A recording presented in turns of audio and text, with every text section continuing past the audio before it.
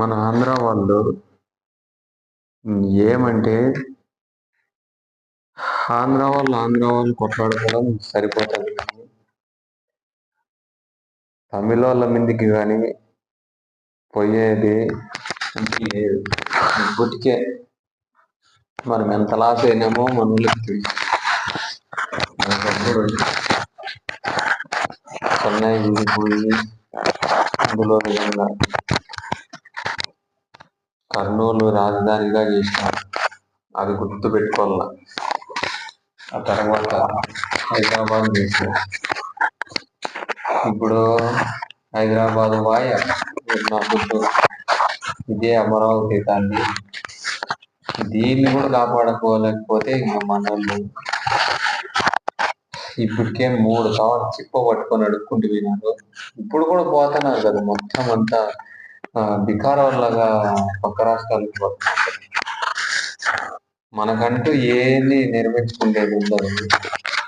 వాళ్ళ కాలం మీద వీళ్ళ కాలం మీద 5,50,00,000 మంది కుక్క సాగు చేస్తున్నారంటే ఇప్పుడు అది కాదని తెలుసుకోవాలి.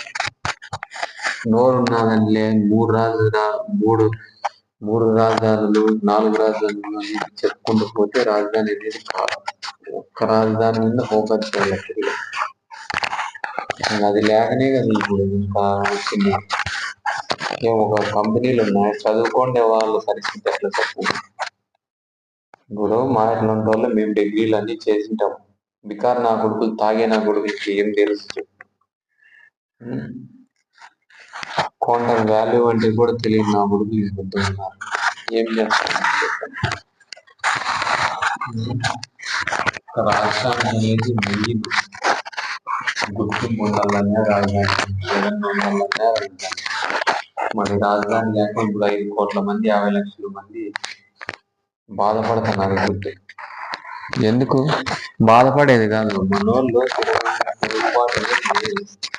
సొంత రాష్ట్రంలో అయితే వాళ్ళ మీద వీళ్ళ మీద తిరుగుబాటు సరే చేస్తారు. తిరుమలలో మరి తమిళోళ్ళే పనిచేస్తున్నారు. మాట్లాడుకుని